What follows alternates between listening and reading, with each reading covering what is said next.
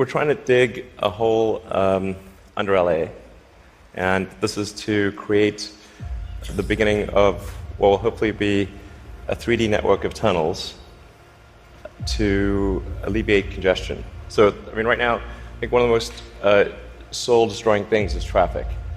It affects people in every part of the world.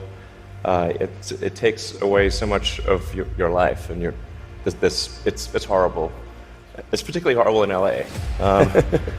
And I think you've brought with you the first visualization that's been shown of this. Can I show this? Yeah, absolutely. So this is the first time, we're just to sort of show what we're talking about. So there are a couple of key things that are important in having a 3D tunnel network. First of all, you have to be able to integrate the entrance and exit of the tunnel seamlessly into the fabric of the city. So by having an elevator, sort of a car skate that's on an elevator, you can integrate the entrance and exits to the tunnel network just by using 2 parking spaces. And then the car gets on a skate. There's no speed limit here, so we're designing this to be able to operate at 200 kilometers an hour, or about 200 kilometers an hour, or about 130 miles per hour. So you should be able to get from, say, Westwood to LAX in 6 minutes, 5-6 minutes. So possibly initially done as like on a sort of toll road type basis. Yeah. Which I guess alleviates some traffic from the surface streets as well. So I think, I don't know if people noticed it in the video, but there's no real limit to how many levels of tunnel you can have. You can go much further deep than you can go up. The deepest mines are much deeper than the tallest buildings are tall. So you can alleviate any arbitrary level of open congestion with the 3D tunnel network. This is a very important point. So a key rebuttal to the tunnels is that if you add one layer of tunnels, then that will simply alleviate congestion. It'll get used up, and then you'll be back where you started, back with congestion. But you can go to any arbitrary number of tunnels, any number of levels. But people assume traditionally it's incredibly expensive to dig, and that would block this idea. Yeah. Well, they're right. To give you an example, the LA subway extension, which is, I think it's a 2.5-mile extension that was just completed for $2 billion. So it's roughly $1 billion a mile to do the subway extension in LA. And this is not the highest utility subway in the world. It's quite difficult to dig tunnels normally. I think we need to have at least a 10-fold improvement in the cost per mile of tunneling. And how could you achieve that? I guess, actually, if you just do 2 things, you can get to approximately an order of magnitude improvement, and I don't think you can go beyond that. So the first thing to do is to cut the tunnel diameter by a factor of 2 or more. So a single road lane tunnel, which according to regulations has to be 26 feet, maybe 28 feet in diameter, to allow for crashes and emergency vehicles and sufficient ventilation for combustion engine cars.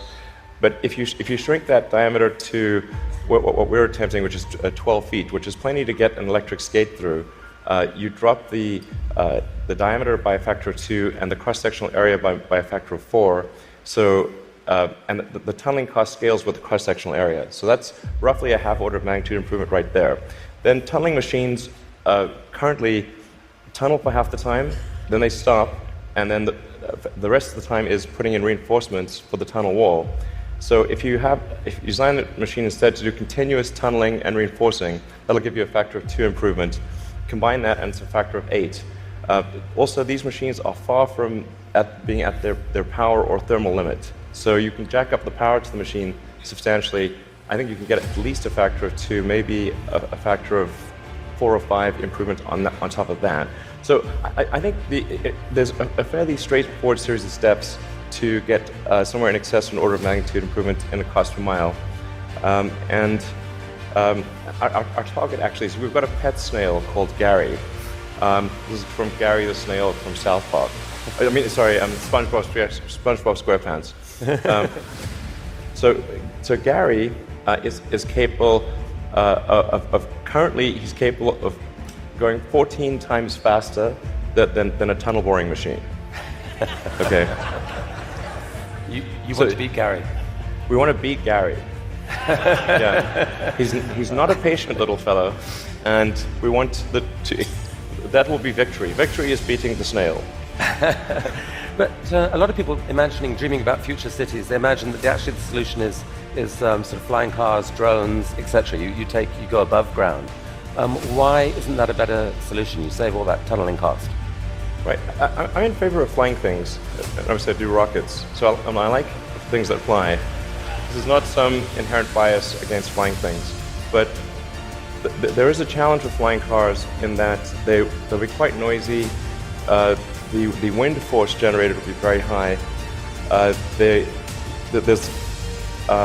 just say that if something's flying over your head, if there are a whole bunch of flying cars going all over the place, that is not an anxiety-reducing situation. You don't think to yourself, well, I feel better about today. You're thinking, like, did they service their hubcap? Or is it going to come off and guillotine me as they're flying past? And so you've got this vision then, future cities with these rich 3D networks of tunnels underneath. Is there a tie-in here with Hyperloop? Could you apply these tunnels to use for this Hyperloop idea you released a few years ago?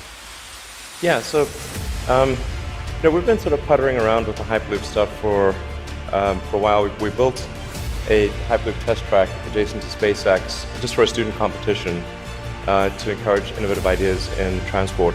It actually ends up being the biggest vacuum chamber in the world after the Large Hadron Collider by volume. It was sort of quite fun to do that, but it was kind of a hobby thing. And then we think we might. So we developed a little pusher car to push the student pods, but we're going to try seeing how fast we can make the pusher go if it's not pushing something. So, I mean, like, sort of cautiously optimistic we'll be able to be faster than the world's fastest bullet train, even in a 0.8 mile stretch. Whoa. Good brakes. Yeah. I mean, it's either going to smash into tiny pieces or.